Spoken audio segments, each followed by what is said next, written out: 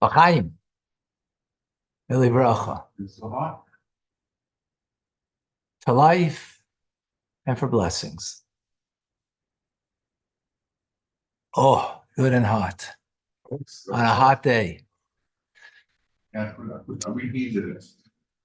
This is the ultimate paradox. Does this cup of coffee exist or not? Do I exist? Well, my palate tells me that this coffee exists and it's darn good. David's coffee really exists. L'chaim. I feel me. I feel exist. But do I indeed? Or is there another reality? We have welcome, Tanya. Today, I'm Rabbi Ronnie Fine coming to you from Chabad Zichron Kedoshim in Montreal, Canada, where it's a privilege and a pleasure to share with you the Tanya. We conclude chapter 3 today. Chapter 3 is giving, we have a metaphor. And as if we've said, life is like a metaphor. Everything you perceive and everything you see is a metaphor. Why? Well, because everything is being animated by the Word of God. And those letters that animate this cup, this person, this galaxy, is God talking to us in a hidden way. But He's talking to us. And we're listening, of course. You know why? Yeah. What's the proof? We're here. That's the proof. Okay.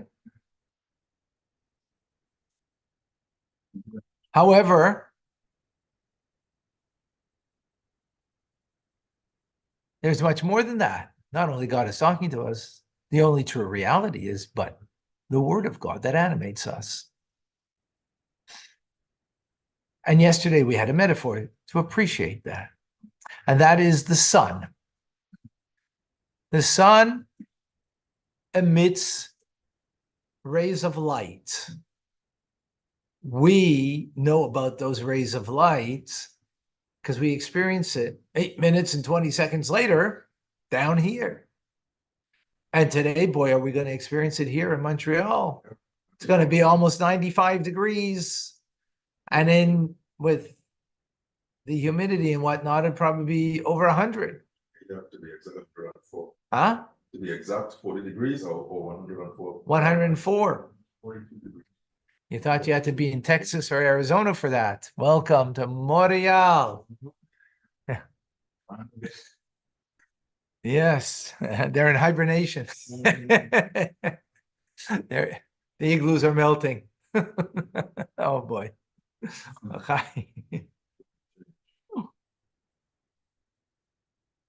So the rays emit from the sun. We experience that. We know that. And we give a name to it. Ray of light. Ray from the sun. But those rays emerge from the sun. That means they have to be there. And before they emerge and they have an existence that is perceptive to us, a distinctive perceptive existence, what do we call it? We don't call it rays in the sun. We just call it sun. No. Right? Because they're nullified there. They're part of the sun. They don't have an existence of their own. They don't have a name of their own. They're not an entity of their own. They're part of the sun itself, only when it emerges from there. Well, that was the metaphor that we used yesterday. It's exactly that way how God creates the world. With that metaphor, we can appreciate in that parallel exactly that created beings come from the divine flow of the Word of God, and not that that flow emerged like the rays of sun emerge from the sun. That's how we may perceive it. But in fact, we are like the ray of sun within the sun. Because it's not something emerged from God outside of God, because there's nothing outside of him. So we are then like a ray of sun within the sun. God doesn't give us the capacity to perceive that truth. Yep. He doesn't give us the capacity, right? Because if we would, then we would not be in existence. We wouldn't sense selfhood. Obviously, we wouldn't have freedom to choose something, choose God or to, God forbid, choose otherwise, right? So it appears to us that we actually exist, just as the sunlight that comes out of the sun, that ray actually exists, right? That's how it appears to us, at best. Now, this metaphor is a wonderful metaphor to bring out this idea, but it's lacking. Why is it lacking? Why is the metaphor lacking?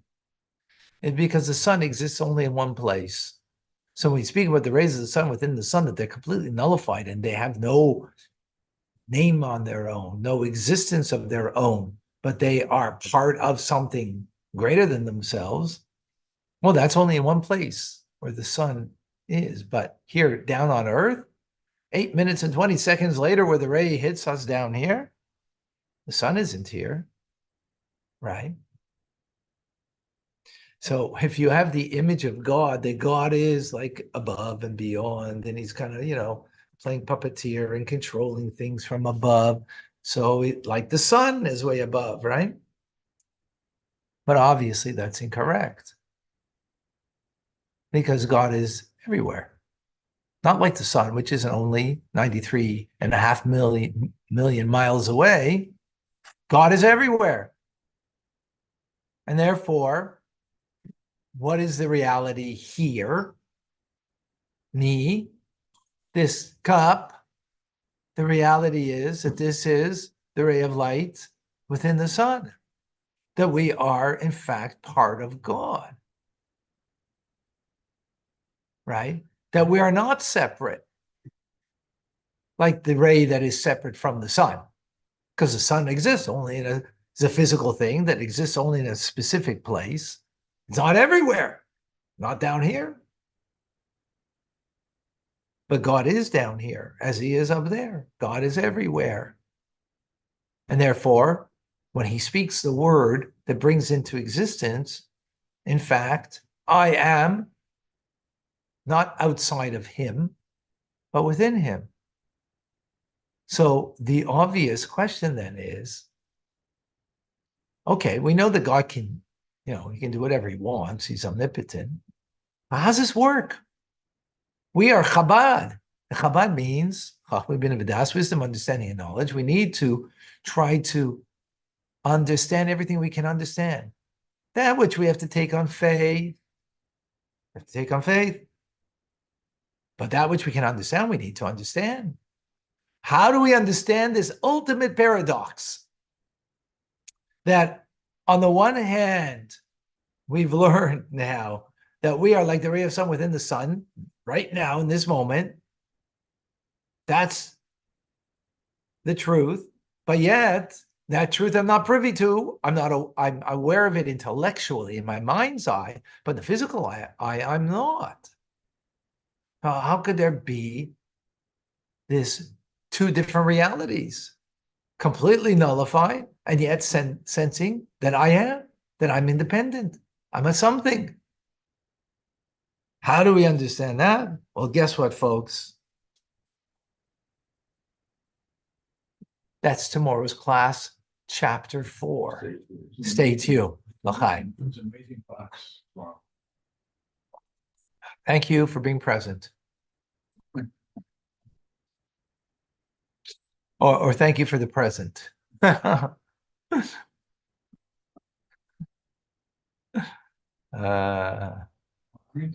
best.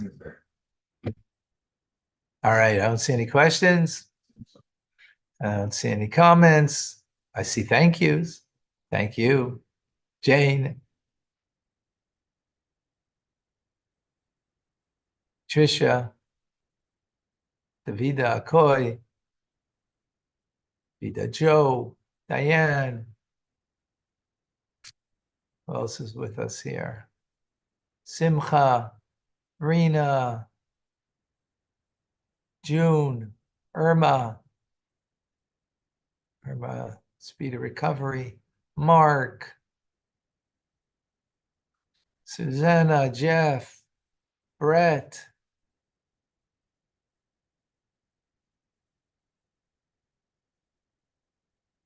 John, Rabab, Dana, Virginia, Nancy, Tim. I think we got everybody here. Amazing. All right, folks. Oh, Robin has a question. Livsha. Robin has a question. How did I miss? Oh, Robin. What is Tanya? What is Tanya?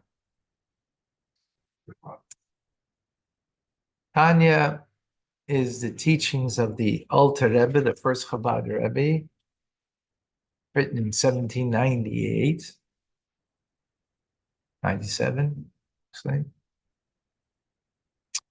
And it's learned today more than it was even in his times, which is a testament on the value, the truth of the teachings, the eternal message of the teachings that give us in the first part of Tanya, a way that we can have self-mastery over our, what we call behavior, garments of self-expression, thought, speech, and action.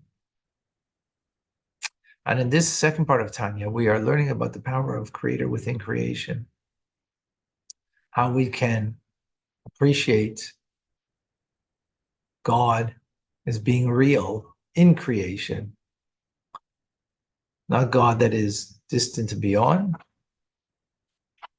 and unfathomable.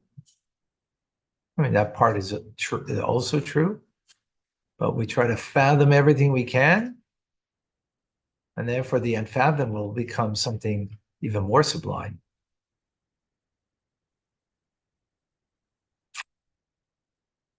It is the teachings that allow us to come in tune with our divine soul and to lead a life that is remarkable and divine. That's a brief, Robin. Come and join us for the ride. And I'm sure it'll be pleasant and uplifting. Joyce is also with us. Ron, Yair.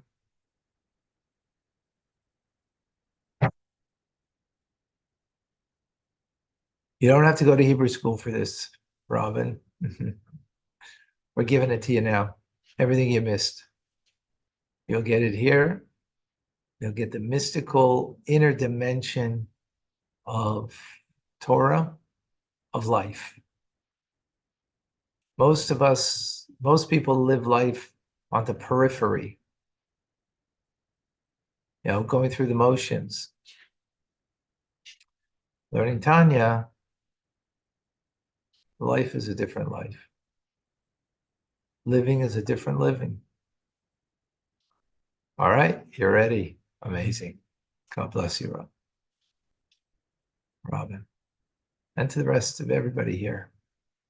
Okay, Rambam is coming up. Come and join us. Put the link in there. Vida.